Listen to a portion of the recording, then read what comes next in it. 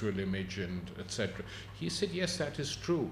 And he said that at one point someone put his hand up and, could you just reassure us, at that time was there any democracy in Britain? And he said no. And they said, thank you. So they think about all this because the notion that capitalism and democracy are twins, coeval twins, has never been the case. Capitalism existed for hundreds of years. Democracy had to be fought for by the people. First by chartists, workers, farmers in Europe who fought for democracy and suffered and were killed. And after the First World War by women. They fought for women to get the right to vote. And many sacrifices were made, which capitalism was not prepared to offer. And then during the Cold War period, after the Russian Revolution for 70 years, democracy was even enhanced, and social democratic parties established a consensus whereby the state owned quite a lot of the production, especially in the utilities, because social democrats argued, why should profits be made from people's health? Why should anyone profit to make people healthy? They didn't go as far enough as they should have by creating a state-owned pharmaceutical industry. The Cubans did that many, many years later. And all of Russia and Eastern Europe on that level were advanced. Whereas you had social democracy in Europe pushing these measures through, creating public housing, making life bearable for the poor, for working people. In the Soviet Union and Eastern Europe, all that was subsidized, and now many people miss it and some even talk about it. The difference was that these were, if you had social democracy in Western Europe, what you had in the Eastern sector was social dictatorships. The social side of it, people liked. They wanted more freedoms because it's crazy to nationalize everything under the sun. It never works. But they were not at all opposed to the basic utilities being nationalized. To say that today is not acceptable to neoliberalism. Neoliberal thought and the neoliberal sections of the media will not even accept that, which is why the media assault on Hugo Chavez is unprecedented in recent history or in any history. I have never quite seen anything like it. I'm talking about the Western media, by the way. I mean, some followed suit. The Brazilian media was not too dissimilar, but by and large, this was the assault carried out by the Western media. Why? Because here was a leader who was A, he was elected, the large majority. B, he was radical. C, he said, I'm going to use the oil money of our state, which has been stolen by our previous politicians and oligarchs and spirited away to banks abroad. And there's evidence for how much money had been stolen by politicians of various sorts and taken away. And he said that is all going to come to an end.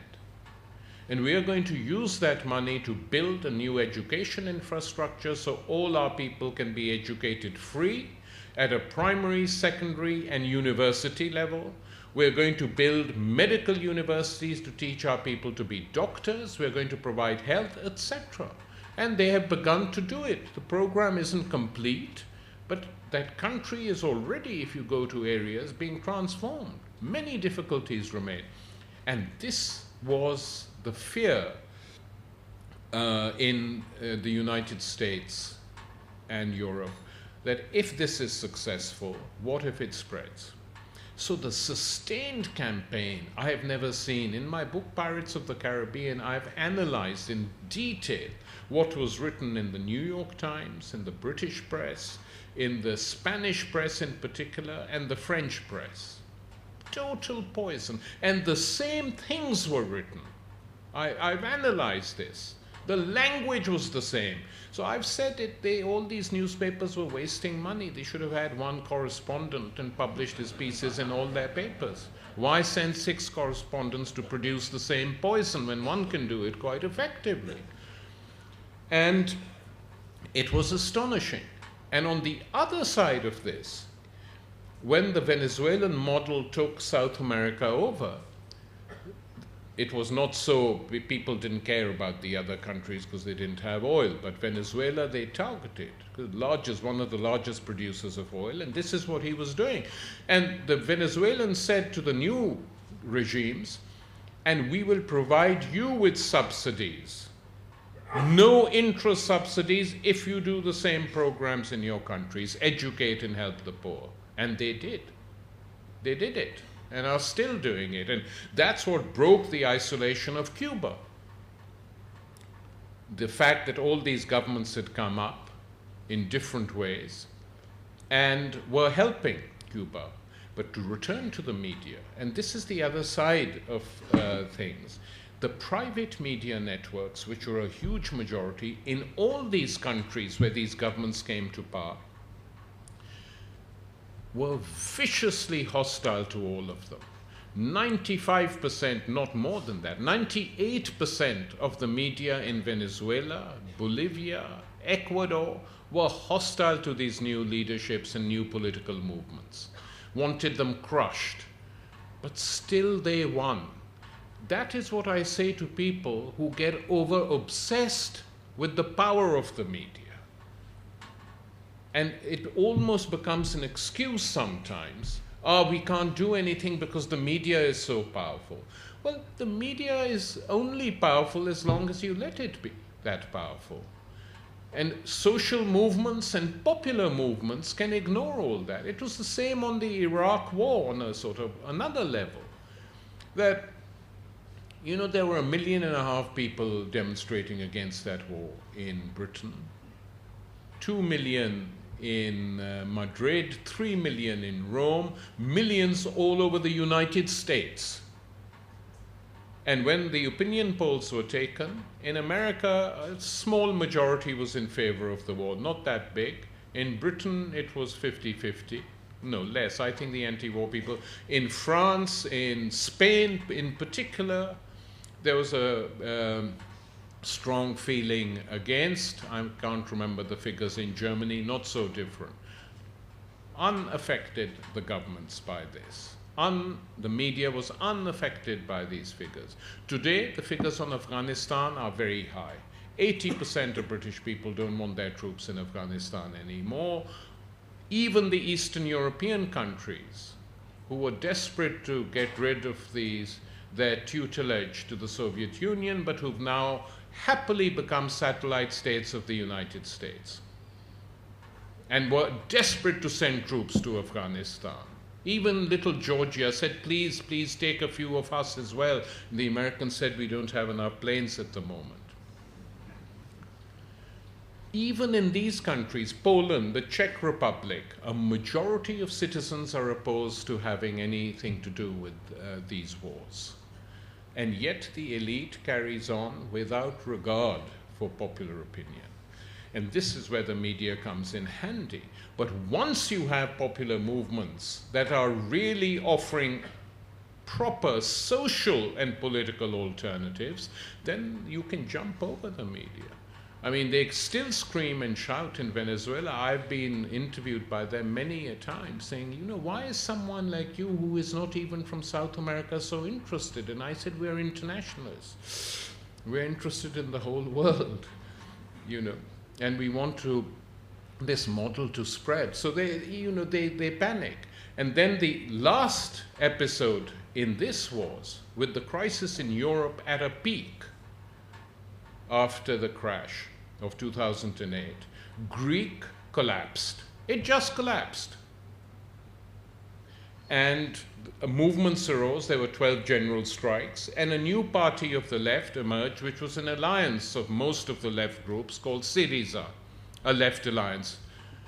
From 10%, their figures jumped to 35%. At the last election, they lost by a few percentage points. But why did they lose? Because every single European leader, François Hollande, Angela Merkel, and others, appealed directly to the Greek people And the German edition of the Financial Times, which has now mercifully ceased to exist, but at that point it did exist, and it published a whole page in Greek and shipped the paper to Greece to say, don't vote for Syriza, you will be crushed. And the European Union leadership told the Greek people, if you vote for Syriza, there might not be food, as if there was all that much food anyway. There will not be medicines in your hospitals. You threats, and they won. I mean, the European Union won and imposed this corrupt government in power, and mainly it was the elderly and older people who ensured that victory because they were frightened. It was a campaign of fear. And Syriza lost by 3 percentage points, but all the opinion polls are now showing them ahead. One of the things that panicked them the most was when this young leader of Syriza in Greece was asked, Alexis Tsipras was asked, is there any politician you admire in this world? And he said only one, Hugo Chavez in Venezuela. The response to that in the European media needs to be seen to be believed, and the political response by politicians. So in this sense, the media has effectively lost what it used to have. One of the big challenges, though, is coming from technology. And developments in capitalism produce their own contradictions. And one of the contradictions produced by this amazing, which one has to sort of admire, really, emergence of the web and the internet, is that you can't always control it. They're trying now to devise ways to control it, but it's not always easy to do so. But it's having an effect also on the habits of the younger generations. So the question which is increasingly being raised is, how long will the print media last? The answer to this is, I don't know. I mean, people said books will disappear. I don't think books are going to disappear. People said when the television came in, the cinema will disappear. It hasn't disappeared. All these things, people exaggerate. So I'm not at all sure that newspapers will disappear, but I think in order to survive, they will probably have to offer people something they don't get, which is serious, hard news, investigative journalism, so that people feel that they have to read it. Of course, they could now read it on the web because most newspapers go immediately on the web, and The Guardian has millions of readers. They have 400,000 readers who buy the paper and millions who go and read it on the web. And I think that probably is the way in which things will go. I'm very old-fashioned. I like to look at a newspaper and see how the news is presented. What is the big story, what you read, etc., how you use your advertising space, all this becomes important. But, as I said, I'm old-fashioned. I also do a lot of reading on the web of newspapers. And the advantage of that now is that when I want to find out what is happening in India, I immediately go to the website of The Hindu to pick up stories from here. I have my own favored channels in Pakistan and in different parts of the world. You can just read every day what the main papers of the larger countries are saying to get a global picture of what is going on, and that can only be good. And it has to be encouraged. Anything that increases the level of information that we have needs to be encouraged. So I think the traditional journalism, the journalism sort of totally dominated by the corporate conglomerates, whether in this country or in other parts of the world, which becomes more and more trivial by the day.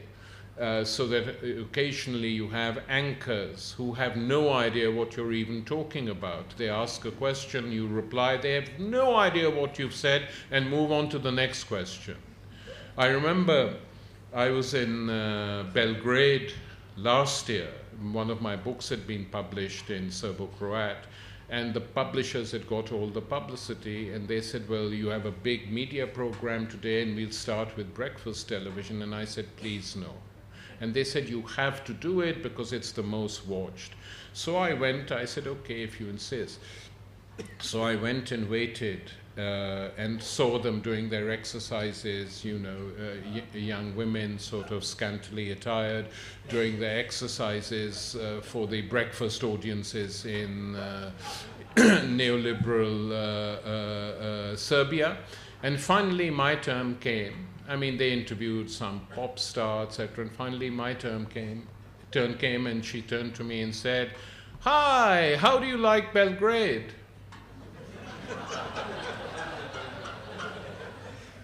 I said, I've been here before, and I liked it before it was bombed, but I still like it.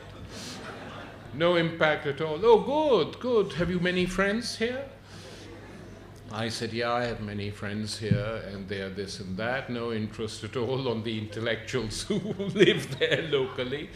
And then at the last minute, she thought of a clever question, and she said, will you be meeting our Prime Minister and other government ministers while you're here? Which was the most sophisticated question. And I said, no. And she said, why? I said, because they're all corrupt.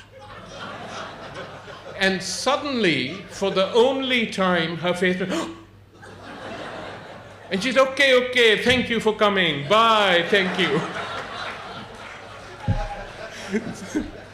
So, you know, sometimes, there's a sort of follow-up to this, that I was walking in the streets, my publishers were taking me to a cafe, and about at least 4 people, I think probably more, but 4 I remember, came up and shook hands, and they said, are you the guy who said that you wouldn't talk to our politicians because they are corrupt? I said, yes. They said, thank you so much.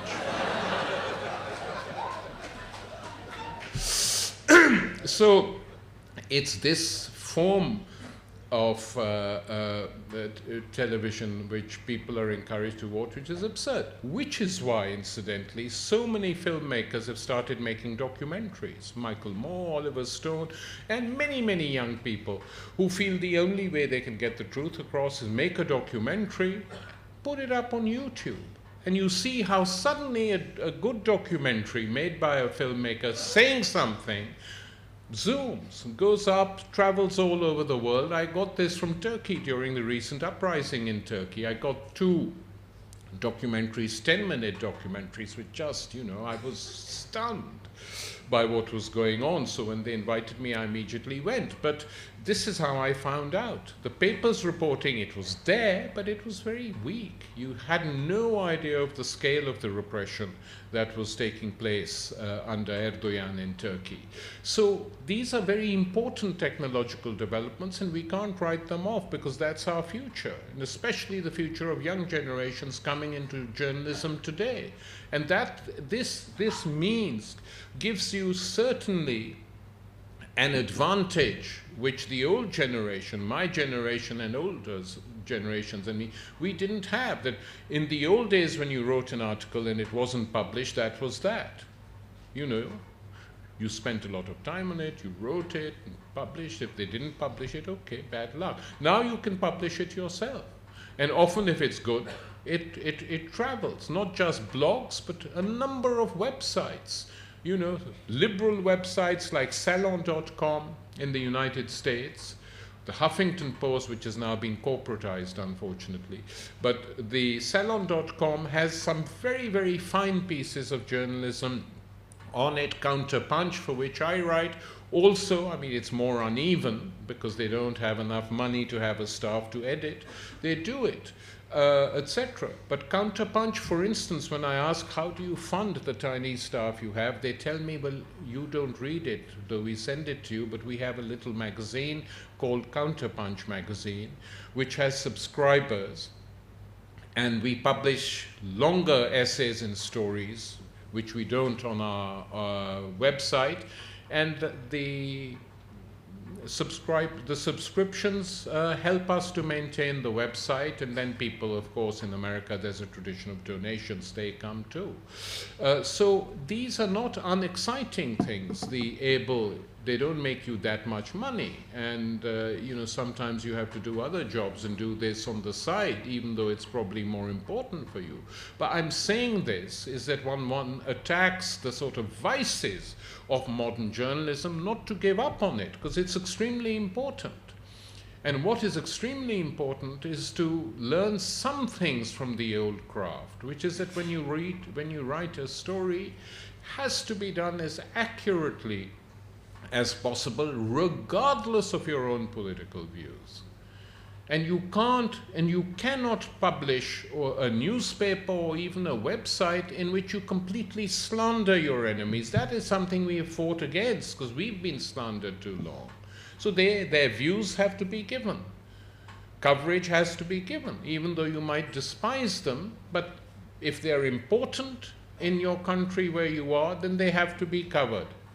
You can then write an op-ed piece denouncing them if you want, but the coverage of a political meeting, a political event, should be as objective as possible. Of course, people say there's no such thing as pure objectivity, and I agree. And the recent wave of what's happened to journalism and Murdoch and Fox television in particular are appalling. But that is why they are watched by a minority. They are not taken as serious, as a serious outlook. I mean, when the Wall Street Journal publishes an editorial saying what Egypt needs is a General Pinochet, then you can't take it seriously. But that is how biased they have become, and we have to avoid that. Because the way you win people over to ideas is not by concealing the truth, even though the truth might sometimes be unpalatable, but by actually fighting for that truth. And modern technology makes that much, much easier than it ever was, which is why our Edward Snowdens and WikiLeaks and Bradley Manning and Julian Assange are important pioneers for this new freedom. Very different from the older generation in which these things happened. And they did happen. When the Pentagon Papers were leaked, the senior State Department intellectual who leaked them had only one option: to go to the New York Times. Mercifully, they published them because the mood was different at that time. When Philip Agee, a very senior CIA officer in South America, came to see some of us at the New Left Review, it was in the 70s, early 70s, I think, and he said, "I'm Philip Agee, I was a senior CIA officer, and the torture I have witnessed and heard and participated in, I can't do it anymore. We have trained torturers all over South America, the worst people in that part of the world, to torture some of the finest human beings I've ever seen, and I've done it myself. I don't want to do it, and I've written a book about it called Inside the Company. And would you publish it?" So we persuaded him. We said, yeah, we could publish it. And he said, "Well, if you can't, I'll go to Cuba." We said, "Hang on a minute. This material, which we then saw, was so important and so well written, we said, this has to be published by a mainstream publisher. So we can't distribute this book as it should be distributed." So we introduced him to Penguin Books, which did books jointly with us, though this one we didn't want to do jointly with them, and said to Penguin, "Will you publish Philip Agee's?" And Neil Middleton, bless him, an old editor there, read it and said, "Will we publish it? My God!" Within a year, it had published 6 editions. And it is still an important book.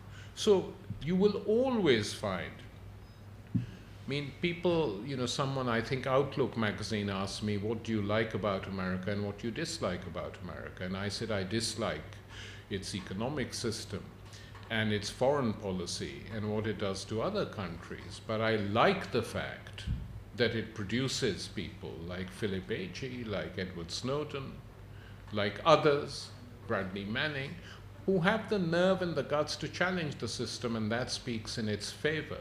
But for how long? Because the reason for the punishments that they want to give is deterrence. It never works. Capital punishment doesn't work as a deterrent. If it did, there'd be no more murders in most countries of the world. It never does.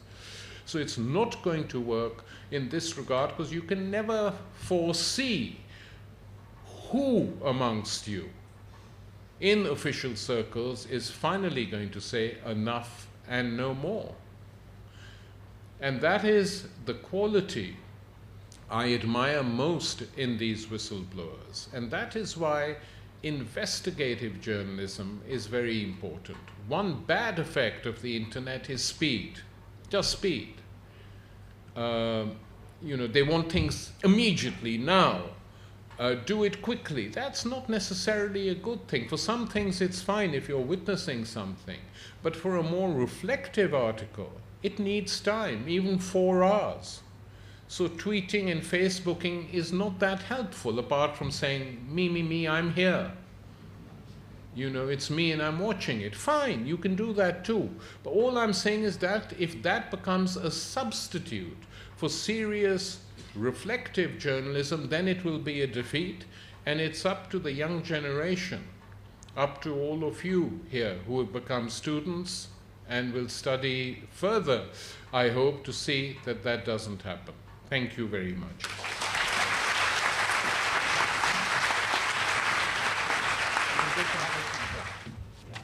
I am Arun Kumar from the World Socialist website. I would like to ask a question to Mr. Ali, that you claim to be an opponent of imperialism.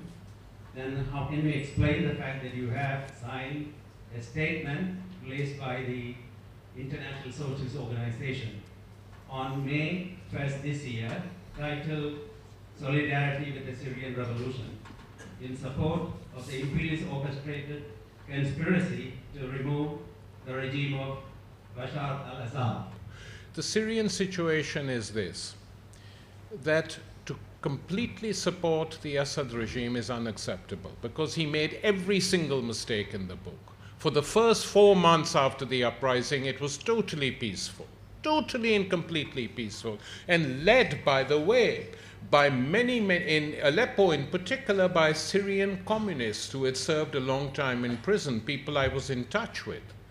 All our friends on the left, including one who had been tortured by this regime, was there.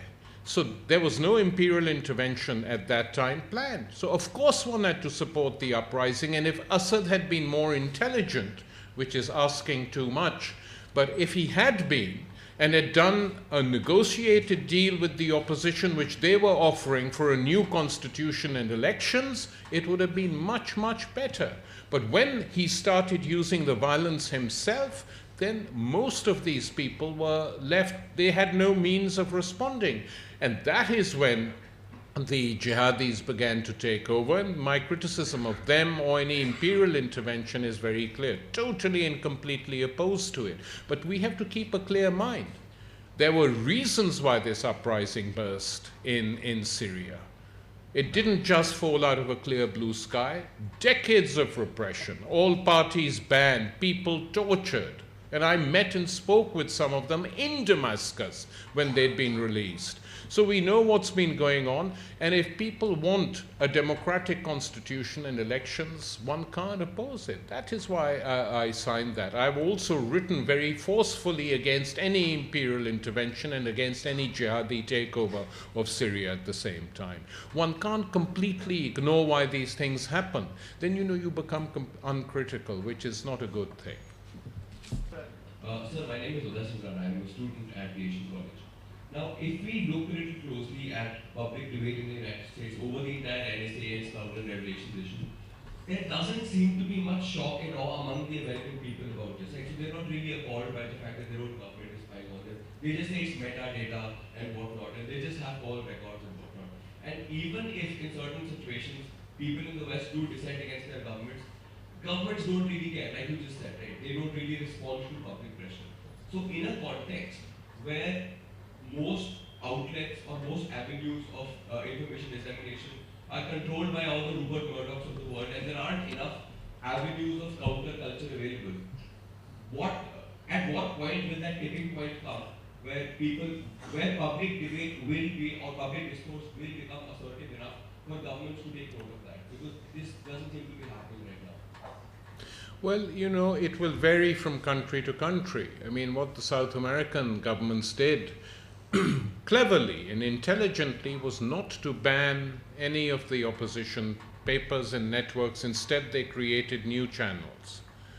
Telesur, a television cable channel which speaks to the whole of South America, bilingual in Portuguese for the sake of Brazil and Spanish for the rest of the continent, suddenly became a very important player in the situation there. So, but in